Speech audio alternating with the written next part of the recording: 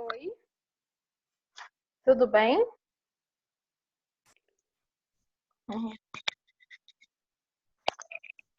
É isso. Desenrolar, peraí, deixa eu desenrolar aqui meu fone, que ele enrolou.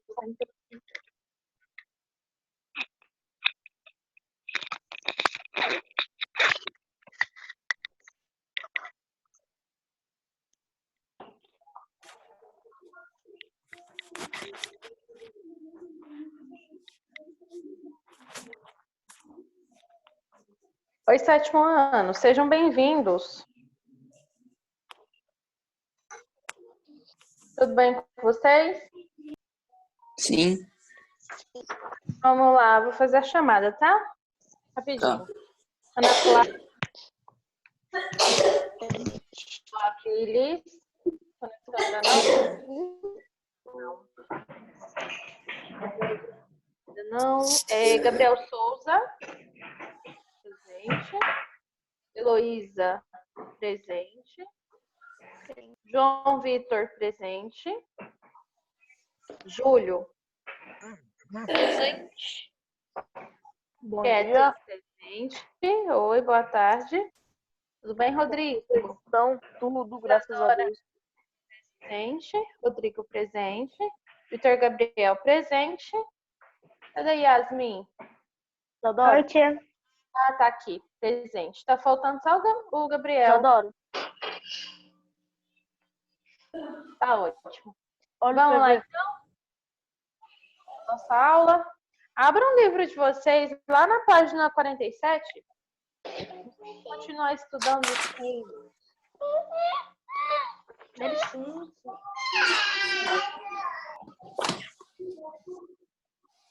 Agora vocês fazem o seguinte. Júlia, ativa a câmera, tá?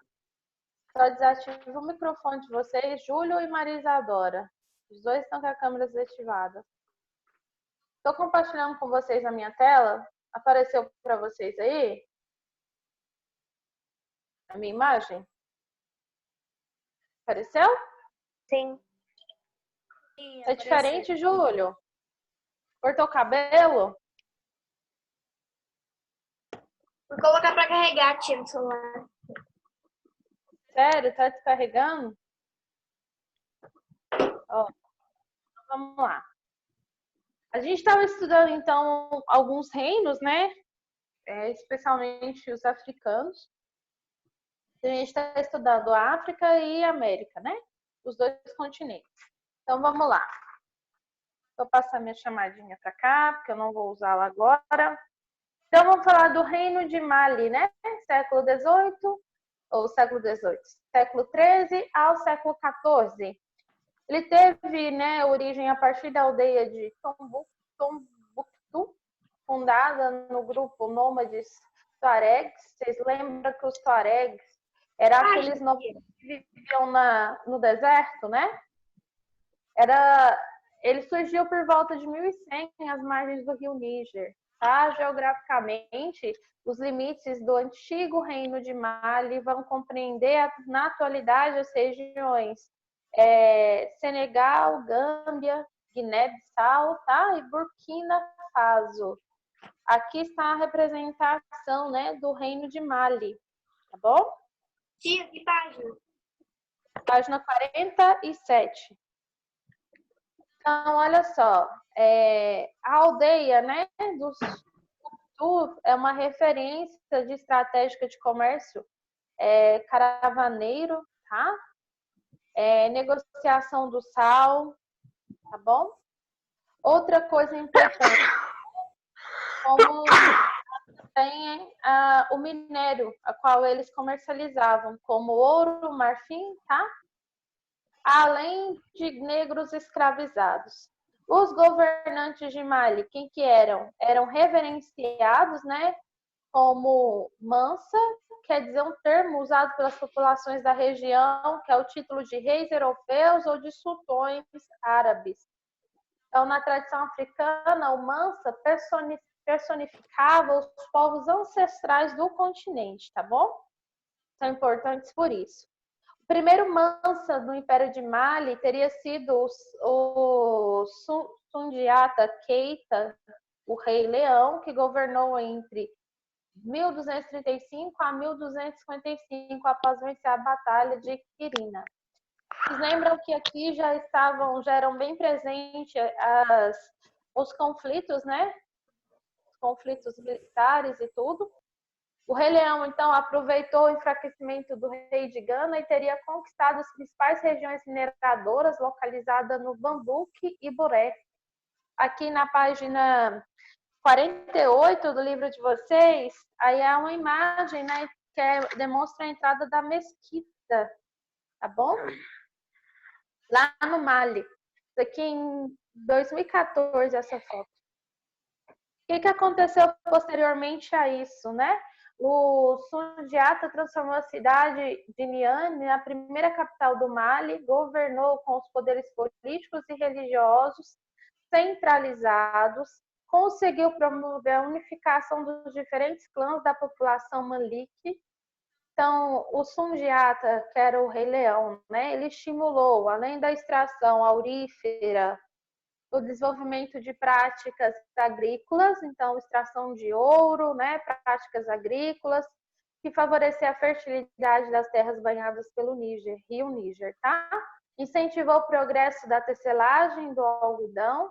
Após, então, ele converter a religião islâmica, Sundiata, ele intensificou as relações comerciais de Mali com as regiões mercantis do Império Árabe e norte da África. Ele não é nada bobo, né? Pelo contrário, muito, muito esperto. Então, durante o reinado dele, ele condenou a escravidão e o tráfico humano. E segundo o historiador Suidu Câmara, ele promulgou leis relativas à proteção da natureza, das mulheres e dos estrangeiros. Quer dizer que ele não foi um rei tão ruim, né? Pelo contrário, ele preservou a vida dos povos africanos. Então, a história do Sundiata, na atualidade, é relembrada e valorizada por diferentes eventos e manifestações culturais. Vocês sabem que o continente africano, eles mostram muito a sua história fazendo danças, né? Representações de danças. Então, isso é muito comum lá. Então, eles aprendiam, né? E aprendida pelas crianças nas escolas dos países que nos dias atuais corresponde ao território do antigo reino de Mali. Então, na trajetória política e desse reino africano, vai destacar uma curiosa história que é relativa ao governante Abu Bakr II, que assumiu o trono dele em 1303, tá? Aqui, gente, é uma visão de como que é o reino de Mali ao redor do rio Níger, tá? É bem assim. Então, aqui, né, durante o reinado do Abu Bakr II, ele convenceu, então, a possibilidade de atravessar os limites do Oceano Atlântico. Ele reinou nos anos de 1300 a 1349. Nesse sentido, o que ele conseguiu com isso em 1310? Organizou uma frota composta por 200 navios equipados com ouro, água e provisões, uma expedição para cruzar o Atlântico com o objetivo de descobrir novas terras no limite oceânico e para a glória e grandeza do Império de Mali. Então, após meses de espera para a decepção do governante africano, apenas um dos navios regressou. Segundo o capitão sobrevivente, todo o restante da frota teria sido tragado por correntes marítimas na travessia do Atlântico. Então, é bem histórico mesmo, né? Então, ele ficou insatisfeito com o resultado que ele teve, então ele, convencido da possibilidade de terras e riquezas nos limites oceânicos, ele então organizou uma nova e surpreendente expedição.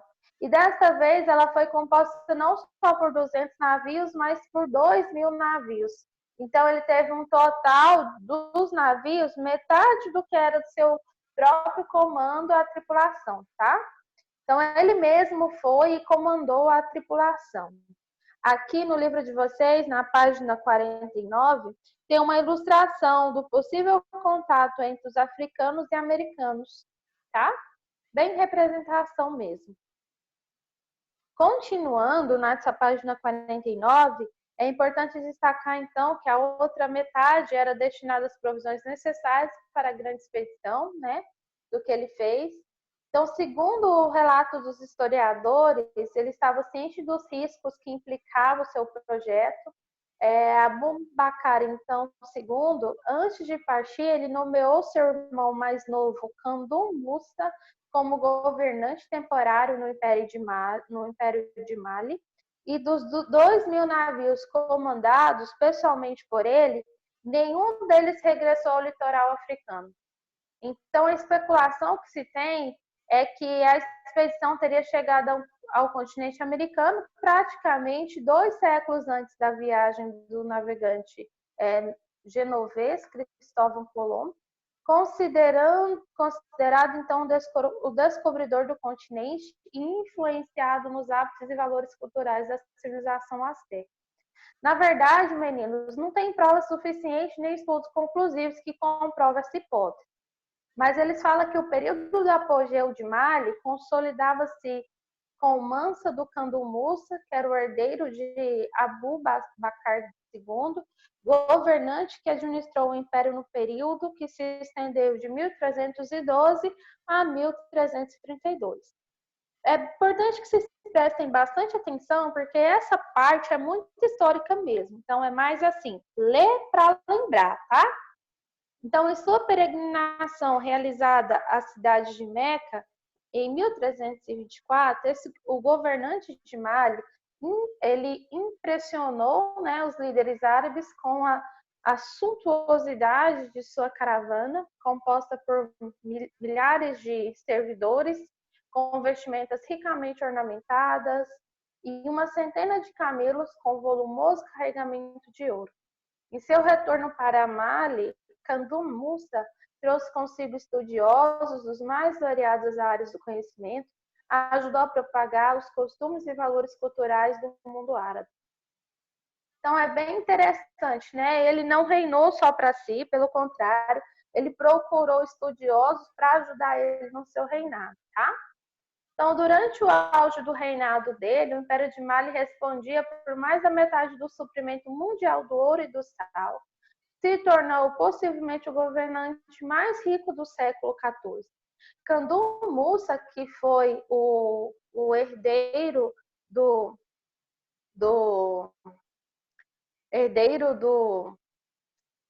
ai, gente, cadê o nome do homem aqui? Fugiu até da minha cabeça. Do Abu Bakr II, ele então investiu na construção de escolas, mesquitas, bibliotecas, tá? Então, assim, ele construiu uma biblioteca com rico acervo, ou seja, rica em livros literários e tudo, equiparável da clássica Biblioteca de Alexandria, no Egito, que era a maior biblioteca do mundo antigo. Ele construiu uma semelhante a essa, tá? Dos 100.000 habitantes de Tombuctu, 20.000 estavam de alguma maneira associados à Universidade de Chacori. Ou seja, ele não mediu esforços para melhorar a educação, né? Então, ali respirava o conhecimento que era fornecido por um conjunto de 400 a 700 mil livros, tá? E manuscritos. Tudo isso foi importante para contribuir para a formação de grandes sábios, juízes, teólogos, médicos, escritores, matemáticos, geógrafos no período medieval. Quando foi o declínio do reino de Mali, né? Ocorreu por falta de preparo e habilidade política dos sucessores do Kandun Musa. Imagina, Kandun Musa, ele fez de tudo para dar educação para o povo, de tudo. De repente, quando ele é destituído do trono por falecimento, né? Outro que assume o poder não consegue conservar tudo aquilo que ele construiu. Então, houve disputas internas provocadas por rivalidades, né, das diferentes etnias. Também teve a pressão externa dos povos interessados nas riquezas auríferas e agrícolas de Mali. Então, tudo isso contribuiu para enfraquecer esse reino, que é uma pena, né? Todo o esforço dele acabou que ficou perdido. Conseguem entender a importância de quando alguém assume o reinado de algum país ou até mesmo a presidência de um país? Conseguem observar? Alguma pergunta sobre isso que foi falado? Alguma pergunta? Não? Ok. Vamos então para o Reino de Songhai, página 50. Reino de Songhai. Que reino que era esse, né? Quais eram os limites, né? Os limites do antigo reino de Mali correspondem na atualidade à região do Níger e Nigéria, tá? Que é esse reino aqui, ó, Império de Songhai. Tá bom? Então vamos lá falar um pouquinho dele, né? As origens foram então definidas a partir de Gão, né? Que era uma aldeia fundada pelos povos de etnia Songhai no início do século IX. As margens do rio Níger também desenvolveu atuando como importante centro comercial, era integrado ao comércio transsaariano, tá? Ou seja, ao comércio árabe. Entre os séculos 13 e 15, a cidade foi incorporada aos domínios do Império Mali. As populações de Gão, né, Gao, né, na verdade, nem Gão, é Gao. No entanto, recuperou a sua independência, comandada pelo guerreiro Soni Ali, e após derrotar o exército de Mali, conquistou a cidade de Djiné e Tombouctou. Então, em 1464, essa última se tornou a primeira capital do Império. Os domínios, eles foram estendidos, né, por tudo isso aqui, ó, 1.400.000 quilômetros quadrados. O Império chegou a abrigar uma população de 45 mil habitantes, tá? As rotas de comércio transsaariano, a economia, ela girava em torno da extração do ouro e do sal também, da agricultura, e também da criação de rebanhos, tá? Nas regiões mais férteis do vale do rio Níger. E aqui, gente, volta a escravidão, o comércio de negros escravizados. Até então tinha acabado, agora retorna novamente. Alguma pergunta? Alguma? Aqui ó, nós vamos ter uma obra da descrição da África feita por um escritor, né? Jones Leo Africanus referiu-se à cidade de Gao como o centro de ricos comerciantes. Ele diz o seguinte: a cidade é muito civilizada em comparação com os Tombouctou.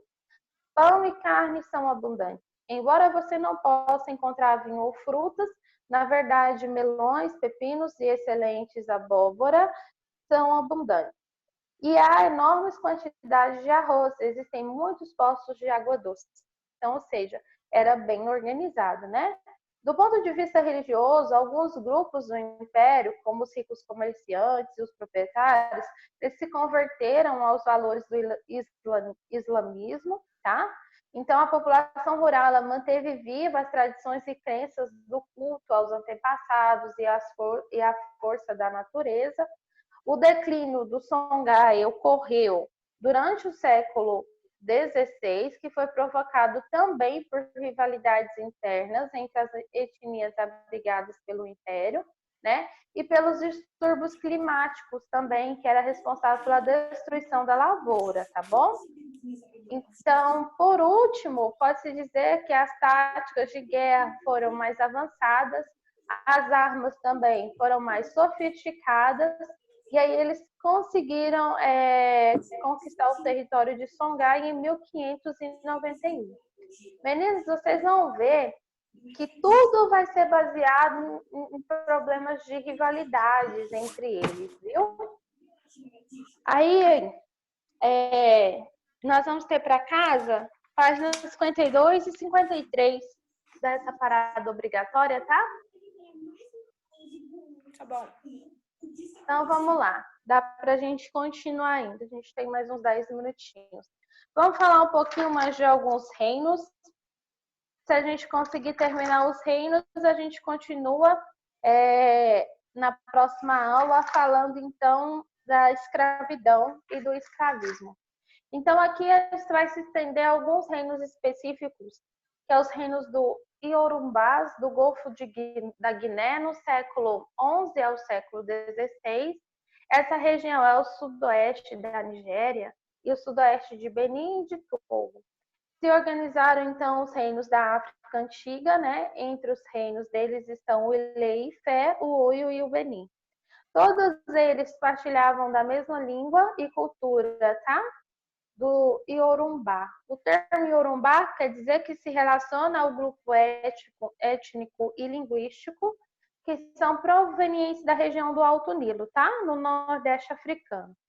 Então, as migrações sucessivas a esse grupo se instalou no sul do Vale do Níger entre os séculos VI ao século XI, que deu origem a diferentes reinos.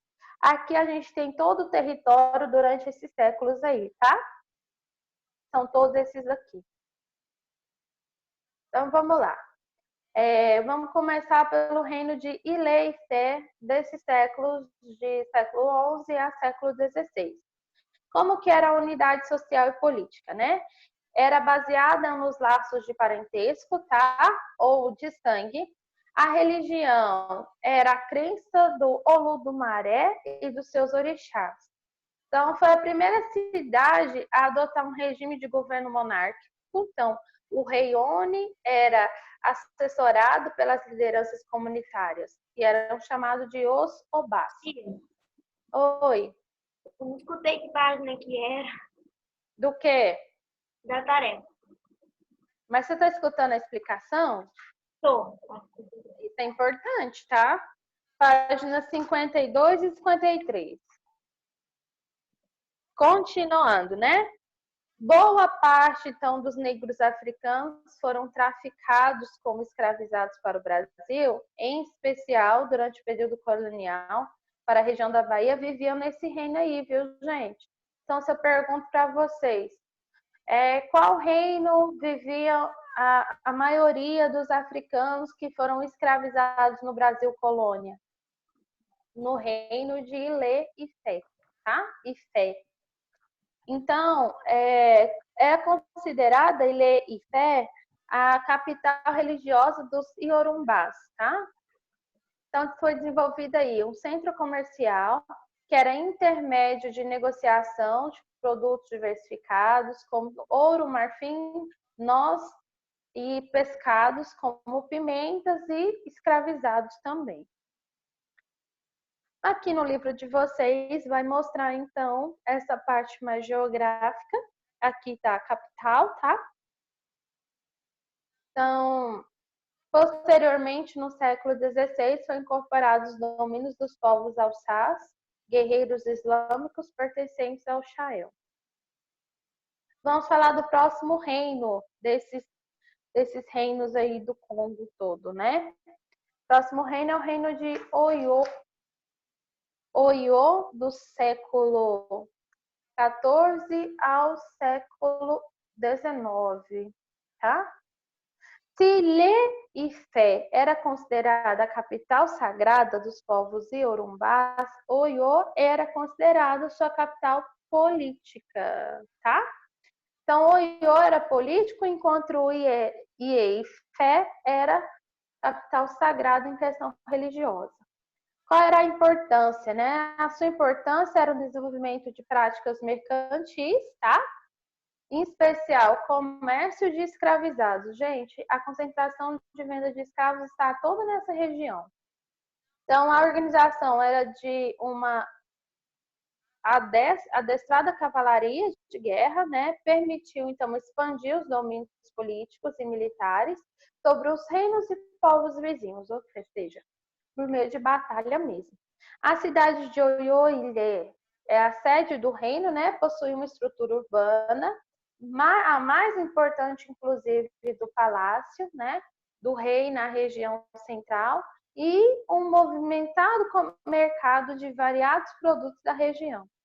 A capital era protegida por uma muralha com 17 portões monumentais que procuravam simbolizar a autoridade do seu governante, tá bom? Tá aqui a região, né? Aqui, ó, nessa próxima página, que é na página 55, então aí a gente tem uma representação de um dos palácios, tá? Aqui é a representação de como era a rainha no reino de Lei e Fé. Então, entre 1728 a 1748, a cavalaria do reino Oyo passou por um duro teste, né, no processo de expansão, porque eles enfrentaram a artilharia do reino de Daomé, atual Benin. Então, foram 7 invasões ao longo de 20 anos, e aí, por fim, eles foram derrotados e submetidos aos domínios dos tributos de Oyo. Então, eles lutaram, né, e conseguiram tomar o reino de Daomé.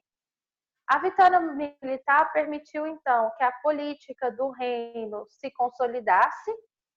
Então, foi bem influente para a região durante o século XII a XIII. E aí, ó, gente, tem as intrigas, né, internas, de novo, foram deflagradas a partir dos séculos de 1700, a partir do ano de 1754. E aí teve o envolvimento do monarca, os seus principais comandantes militares, pronunciaram então a crise que levou ao declínio do reino Oyo no século seguinte. Aí teve a divisão das armas, tá, em relação à autoridade do rei, teve uma dissolução de acordos entre os reinos aliados, e isso acabou provocando a extinção da influência política militar de Oyo. E aí a gente entra no próximo reino, nesse mesmo período de século XV a XIX, que é o reino de Beni. O Beni vem do nome do povo que promoveu a fundação da cidade em 1180. Seus primeiros governantes eram militares do exército, eles receberam o título de Ogioso e posteriormente Obás, nome da região. Aqui está a representação, né, gráfica de todo o reino. Então, nesse ano de 1897, a região foi dominada por potências europeias. Então, o reino passou pelo governo de 36 monarcas. A língua era mais comum, o Edo era a língua mais comum do reino, que ainda hoje ela subsiste, tá? E é falada por milhares de habitantes da atual Nigéria.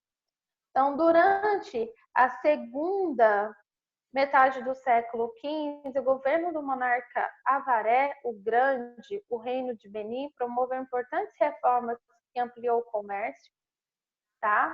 Os mercadores europeus, em especial, entre portugueses e holandeses. Então, o que se destaca?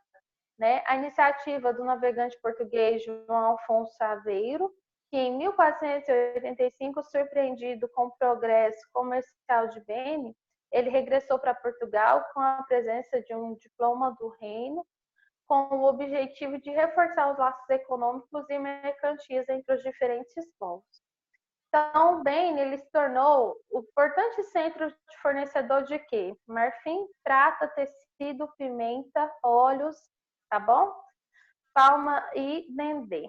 Óleos de palma e de dendê. Além do rico artesanato de cobre e bronze dos mercadores europeus.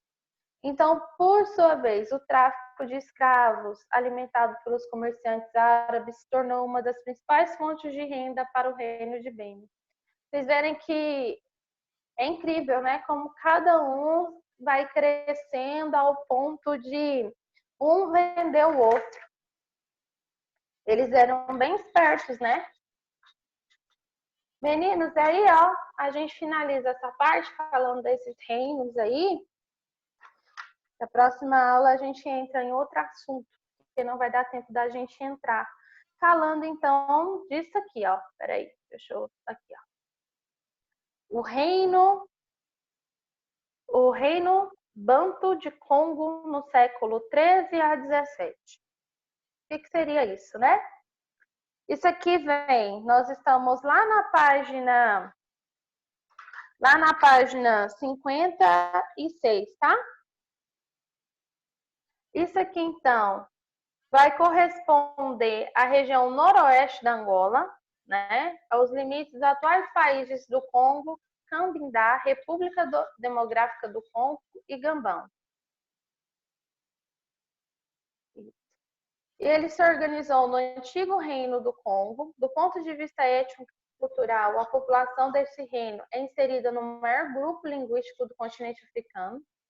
O termo Bantu se relaciona ao grupo étnico e linguístico que surgiu nos planaltos das regiões de Camarões e sudeste da Nigéria, na África subsaariana, tá? Meninos, para a próxima aula, nós vamos fazer uma aula diferenciada. Eu vou dividir para vocês por tópicos e eu vou mandar lá no grupo de tarefa o que vocês vão fazer, tá bom? Cada um de vocês vão fazer uma mini apresentação de um desses tópicos aí, dessa parte que a gente vai tratar pela frente. O que vocês acham? Hein? Cada um vai ter uns 5 minutos para fazer uma apresentação assim. O que vocês acham? Vocês vão pegar a principal característica do seu tópico e o principal objetivo dele. E aí a aula de história vai ser com participação de vocês fazendo a apresentação para mim. O que vocês acham? Hein? Quem Tia, só concorda? desenho, entendeu? Desenho tá bom. Hã? Desenho tá bom. Que desenho? Tá bom desenhar? Não. Vocês vão falar. Eu acho que 5 minutos é muito tempo. Não é não? 2 minutos, tia. Tia, tá ótimo. Acho que 2, 3 minutos tá bom. Dá tempo suficiente. Eu vou falar 5, que talvez você enrola, né? E vamos lá. Aí, nós vamos continuar, eu vou separar e aí eu vou mandar para vocês no grupo de tarefas lá, tá? Tá bom? Vou fazer melhor. Mandem para mim o que vocês gostariam de apresentar, tá? Vocês vão, a apresentação de vocês vão falar dos povos da América pré-colombiana. Eu vou começar com a introdução do que vai faltar antes disso, tá? E aí vocês começam.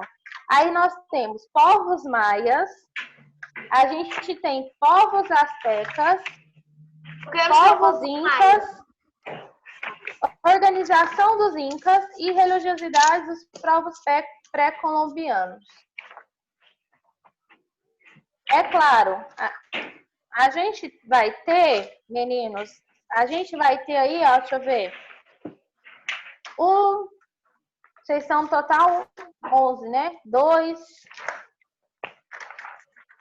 3, Tia, não é 11 não, tia. 4, 5, 6. A gente tem 6 temas. Vocês são no total de 11 alunos. Então, vai ter um tema que vai se repetir para 2. Vocês vão se unir para apresentar? Não, cada um vai organizar o seu, da sua forma em casa. Fechou? Combinado? Então vamos lá. Já vou falar que já fica dividido. Enquanto você falou. Hã? O Rodrigo acho que saiu. Ê, Rodrigo. Saiu mesmo, porque eu não tô vendo ele. Por que ele saiu? A aula não acabou. Eu acho que o Gabriel Souza também. Gabriel Souza nem entrou.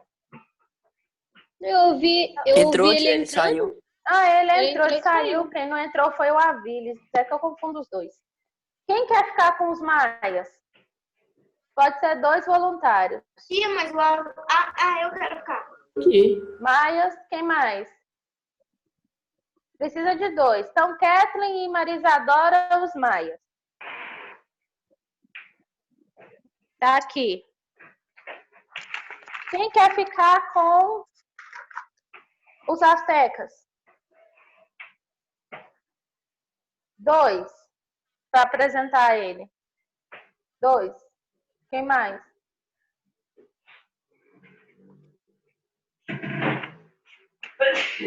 Ninguém quer? Yasmin? Oi, Pode ser você e Heloísa? pode. Então tá. Yasmin e Heloísa. Quem quer ficar com os incas?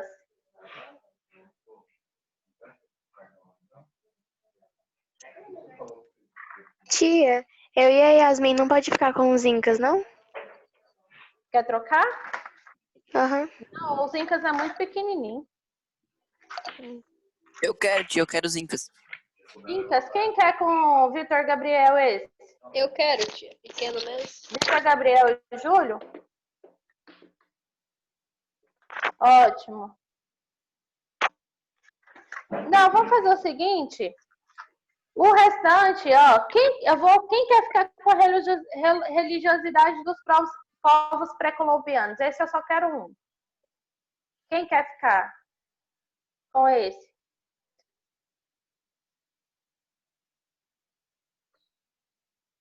Alguém? João, você não quer ficar com esse, não? João Vitor? Fica com esse? Pode ser?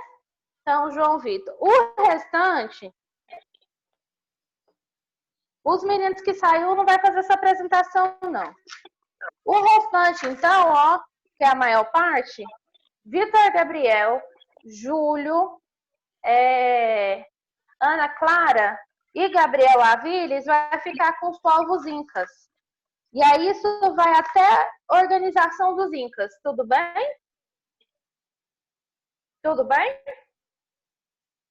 Como que vocês vão fazer isso? Vocês vão fazer uma leitura, vai pegar a principal característica desse povo, sociedade, comércio, tudo isso que eu falei na aula hoje, cada tópico desse vai falar. Então, vai pegar os assuntos principais e vai falar sobre eles na próxima aula. Combinado? Aí eu vou dar o tempo para cada um. Pode ser? Pode ser, então? Tia, o meu é os maias, né? Oi? Fala de novo. O meu é sobre os maias? Isso. Aí ficou Vitor Gabriel, Júlio, Ana Clara e o Gabriel Aviles vai falar dos incas, tá? Combinado? Rodrigo e... Oi. Eu sou qual mesmo? Tia, que Incas. página fala dos Incas?